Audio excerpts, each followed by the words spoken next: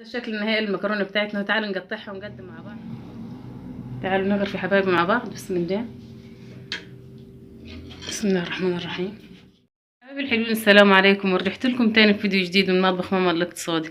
تعالوا يا حبايبي النهارده نشوف نعمل ايه مع بعض. هنعمل ان شاء الله مكرونه البشاميل اللي هي المكرونه القلم. احنا عملنا حبايبي اللازانيا مع بعض وعملنا النجرسكو مع بعض، وتعالوا كمان نعمل مكرونه القلم مع بعض البشاميل برضه. بس كل مكرونه لها طريقه ولها اختلاف عن المكرونه التانية. النهارده حبايبي هنعمل البشاميل مع بعض اللي هي القلم اللي احنا متعودين عليها، الطريقه العاديه الاصليه بتاعتنا خالص. معايا حبايبي هنا كيلو بصل، معايا كيلو الا ربع لحمه، يعني كيلو الا ربع لحمه هضيف عليه كيلو بصل او كيلو وربع بصل. كل ما كتر البصل بتاع المكرونه البشاميل بتاع العصاج بتاعها كل ما كانت اجمل وكل ما كانت احلى. معايا هنا حبايبي فلفل اخضر، لو في فلفل الوان مفيش مشاكل. انا عندي ده في قرنين سخن وده 3 قرون فلفل رومي بارد. يا حبايبي ما تقيدوش بالكميات اللي انا هقول لكم عليها ديت، يعني انت ممكن تكون هتعمل صينيه صغيره اللي هي ديت او الصينيه اللي هي الطويله. طبعا مش هتحط لها كيلو بصل ولا هنحط كيلو ربع لحمه، لا ممكن تشتغلي بربع كيلو لحمه وربع كيلو بصل، يعني على حسب حجم الصينيه اللي انت هتعمليها هتحط المقادير بتاعتك. بس اقل حاجه بنعملها يعني ربع كيلو لحمه، ونزود كمان يعني ربع كيلو بصل، نزود عليه حبتين بصل كده هيدي طعم جميل خالص البصل في المكرونه بتاعتنا. معايا كمان هنا حبايبي شوربه بط. انا النهارده هعمل بالشوربه بس، مش هستخدم اللبن، هعمل بشوربه بس شوربه بط. لازم شوربه تكون دسمه كده حلوه. تعالوا نعمل عصاج يا حبايبي بتاع المكرونه بتاعتنا. نشيل الحله دي الاول. لا البط بتاعنا استوى طبعا، نشيله. بسم الله. نرفع البصل على النار، وهرفع كمان يا حبايبي اللحمه، لان اللحمه المفرومه لما بنفرم اللحمه يا حبايبي بيبقى فيها كميه ميه، فانا مش حابه اضيف اللحمه نيه على البصل علشان ما تعملش ريحه فيه وتدي طعم مش حلو. لا انا هنشف اللحمه بس بدون زيوت او دهون على البوتاجاز كده، وبعدين هنزلها على البصل. بسم الله. بسم الله. اما البصله طبعا هتاخد السمنه بتاعتها. انا هحط سمنه بلدي، انتوا حابين تحطوا سمنه نباتي، حابين تحطوا زيوت، اي حاجه عندك حابه تحطيها حطي ضيفيها، يعني الموجود في مطبخك استخدميه. هنشف بس البصل يا حبايبي من ميتها واعصج اللحمه كده، وهرجع معاكم تاني نكمل بقى خطوات العصاج مع بعضينا. خلاص يا حبايبي البصله بتاعتنا نشفت ميتها اهي. بسم الله. هنزل بالسمنه اهي، دي سمنه بلدي جاموسي كمان يا حبايبي، يعني ما شاء الله العصاج بتاعنا يبقى طعمه جميل خالص. اللحمه يا حبايبي بصوا برضه نشفت ازاي، مفيش فيها ميه خالص، بس بدون دهون. هي نزلت كميه دهون منها فيها، حاجه بسيطه تكون فيها اهي. بس انا ولا حطيت سمنه ولا زيت ولا توابل ولا اي حاجه لسه، يا دوب نشفتها كده وفلفلتها كده من الميه اللي كانت فيها. وهبدا يا حبايبي اشوح البصله شويه، وبعدين ننزل باللحمه بتاعتنا مع الفلفل مع البهارات على بعضيها. بس البصله تاخد لون ذهبي كده خفيف، وهنزل بكل حاجه على بعضيها ونعصقه في بعضيه بعد كده. خلاص يا حبايبي البصله خدت لون اصفر ما شاء الله. هنزل عليها باللحمه دلوقتي. بسم الله. عشان اعصب اللحمه مع البصل مع الفلفل في بعضيه. برضو لسه ما حطيتش توابل ولا حطيت الملح. بسم الله. شايفين كميه البصل يا حبايبي كانت قد ايه قبل ما تدبل البصله؟ هياكلكم من البصل كتير خالص، لكن لا البصل اول لما تدبل بتقل خالص كده وتبقى حبه صغيره. عشان كده احنا بنحط كميه البصل اكتر من كميه اللحمه. ولازم يا حبايبي عشان الاكل يدي ريحه حلوه وطعم حلو لازم نعصج اللحمه الاول لوحديها، يعني ننشفها، مش نعصجها نحمرها ولا كده لوحديها، لا هننشفها من ميتها خالص ونسيبها تنزل الدهون اللي فيها في مكان تاني بعيد عن البصله، في معون تاني يعني.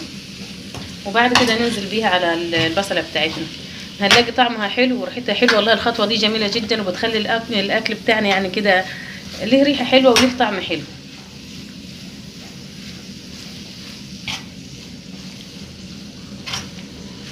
هنزل كمان بالفلفل يا حبايبي اهو. بسم الله. علشان يدبل برضو مع البصل واللحمه. واللي حابب يا حبايبي يلغي خطوه الفلفل ديت مفيش اي مشكله، اللي حابب يحط فلفل الوان الاصفر والاحمر ده ليه طعم كده، يعني نسبه السكر فيه ازيد من الفلفل الاخضر ده، هيدي طعمه برضو هيبقى جميل خالص.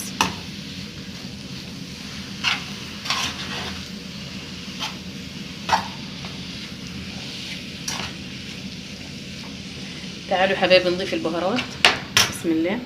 معايا هنا يا حبايبي 7 بهارات، ده فيها جميع انواع البهارات، يعني 7 بهارات في بعض. معايا هنا توم باودر، معايا هنا كمون، معايا هنا فلفل اسود، معايا هنا كزبره ناشفه، معايا هنا حبهان مطحون. الحبهان مطحون يا حبايبي. طبعا اللي مش ما عندوش توم باودر يحط توم طازه يتحمر هنا مع البصله. هضيف الملح يا حبايبي بتاع العصاج بتاعنا اهو. وكمان عشان اكسب وقت يا حبايبي حطيت حله الميه هنا تغلي على البوتاجاز على الشغله الثانيه. معايا كيلو مكرونه انا هنا اهو. مكرونه الملك يا حبايبي دي انضف مكرونه للبشاميل بتاعنا. او ادم برضو مكرونته جميله خالص. المكرونه اي حاجه بلسان عصفور، مكرونات من مكرونات ادم او الملكه دي حلوه خالص. طبعا انا هحط الملح هنا بس في الميه اول ما تغلي، وهنزل المكرونه يا حبايبي علشان اسلقها وبعدين نعمل البشاميل مع بعض. الميه هنا غلت، بسم الله. هضيف الملح بس يا حبايبي هنا في الميه ديت، انا مش هضيف زيت. معلقه ملح كبيره اهي في المكرونه بتاعتنا. مش هنسوي يا حبايبي المكرونه جوه، نخلي فيها تكه بسيطه كده لان دي لسه هتخش الفرن وهتستوي تاني مع البشاميل. انا بفضل الاكياس من المكرونه يا حبايبي في الطبق احتياطي لاحسن يكون فيها حاجه، فبحاول ان انا اطمن على الحاجه بتاعتي قبل ما انزلها في السوا. هتستوي المكرونه يا حبايبي كده زي ما قلت لكم، خلي فيها تكه بسيطه بس كده، وهرجع معاكم تاني نعمل البشاميل ونرص المكرونه بتاعتنا.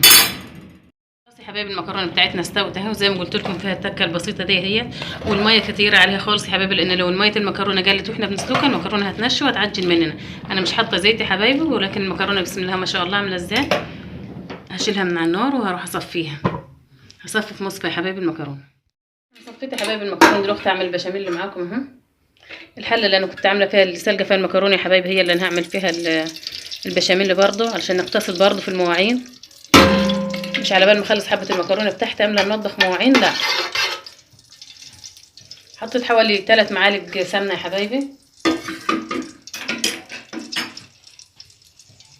مولع النار. انا هحط دقيق دلوقتي، هشوح الدقيق شويه. بسم الله. 1 2 3 4 5 معالق دقيق. هدي الدقيق تشويحه خفيفه يا حبايبي كده بس، وهنزل عليه بالشوربه بتاعتي. عندي 2 كيلو شوربه يا حبايبي، لان صينيه المكرونه بتاعتي كبيره، فزي ما قلت لكم هتاخد 2 كيلو شوربه معايا. ولو هنحط لبن يا حبايبي يبقى كيلو لبن وكيلو شوربه. ولو لبن ساده برضه هينفع، هنحط برضه المقدار اللبن اللي احنا عايزينه على حسب الصينيه بتاعتنا. المضرب اليدوي يا حبايبي في ايدي كده علشان ما تكلكحش من البشاميل بتاعنا. بسم الله. السمن البلد ده بيخلي البشاميل ده تحفه. بسم الله. شوربه البط اللي معانا اهي. لو ما فيش شوربه بط يا حبايبي في شوربه فراخ او شوربه لحمه، مش هنعمل مكرونه، لا هنعمل برضه بيها مكرونه، بس نضيف قلبين اللي هم الباكوين مرقه ماجي علشان يدي البشاميل بتاعنا طعم حلو.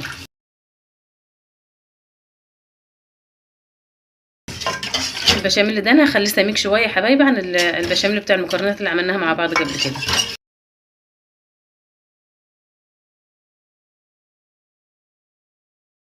بتاعنا خلاص يا حبايبي استوى. طبعا الشوربه فيها الملح وفيها التوابل كل حاجه، بس انا هضيف حبه فلفل اسود بس اهي، تدي نكهه كده حلوه للبشاميل بتاعنا.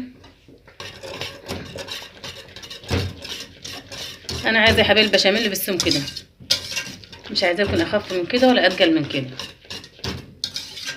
خلاص كده انا هرفع البشاميل من على النار. ما حطيتش ال2 كيلو شوربه كلهم يا حبايبي، باقي حبه بسيطه اهي مقدار كبشه هي في الشفشف.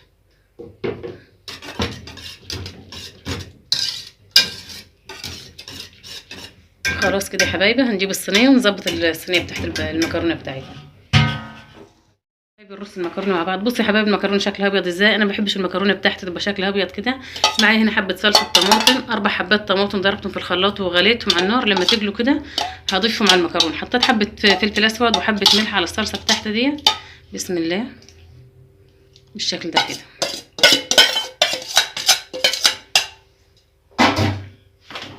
هقلب المكرونه كويس كده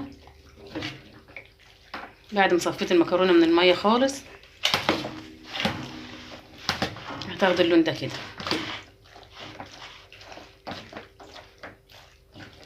شايفين بقى لونها حلو وجميل ازاي؟ هنبدأ يا حبايبي الصينية بتاعتي ما شاء الله. هنفرش الاول البشاميل وبعدين ننزل بالمكرونه. خلاص يا حبايبي فرشت طبقه بشاميل كده في الصينيه من تحت. بسم الله. هنزل بنص المكرونه كده. بسم الله.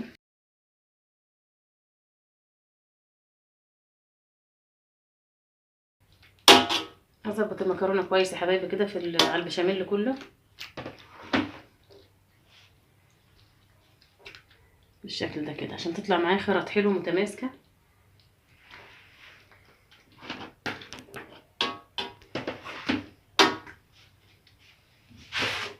بسم الله. ننزل باللحمه يا حبايبي بتاعتنا اهو. بسم الله يا حبايبي. نزلت العصاج بتاعنا كله اهو. بسم الله. كميه المكرونه التانية، النص التاني من المكرونه. بسم الله. اوزع برضو كويس كده. طبعا يا حبايبي انا مش هسوي في الفرن اللي بتاع البوتاجاز ده، زي ما انتوا عارفين الفرن بتاعي صغير، فانا عندي فرن فوق اللي هو بتاع الغاز الكبير هسوي فيه الصينيه. بس انتوا عادي تعملوا صواني صغيره تسووها في فرن البوتاجاز، هتحطوها على الصاجه بتاعت البوتاجاز لغايه ما تحمر من تحت، وبعدين ترفعوها فوق على الشبكه تاخد الوش وتولوا عليها الشوايه. واللي حابه تحط جبنه يا حبايبي تحط. انا عندي جبنه موزاريلا من اللي بنعملها في البيت احنا، هرش على وشها بس بعد السوا خالص. اخر تكه هعملها فيها ان هي الجبنه موزاريلا يا حبايبي هحطها على الوش بتاعها بعد السوا. خلاص يا حبايبي كده انا حطيت كل المكرونه اهي. بسم الله. باقي البشاميل الخطوه الاخيره كده عشان ندخلها الفرن. الجبنه يا حبايبي معايا اهيت. طبعا انا هاخد الجبنه عند الفرن يا حبايبي علشان اسوي المكرونه، واخر حاجه احطها الجبنه من فوق بس تاخد لون ذهبي بس، وننزل نقدم مع بعضينا. الصينيه بتاعتنا استوت من فوق اهي، لسه ما حطيتلهاش الجبنه بتاعتنا اهي، بص عامله ازاي من فوقها. دلوقتي كده خلاص هرش الجبنه يا حبايبي على الوش كده، هياخد وش وخلاص. تاخد وش بس بالجبنه على قد ما تسيح بس، وننزل يا حبايبي نقدم مع بعض. الشكل النهائي المكرونه بتاعتنا. تعالوا نقطعها ونقدم مع بعض. بس ما تنسوش يا حبايبي تشتركوا في القناه وتعملوا لايك وشير عشان ان شاء الله يوصلكم منه كل جديد. بسم الله.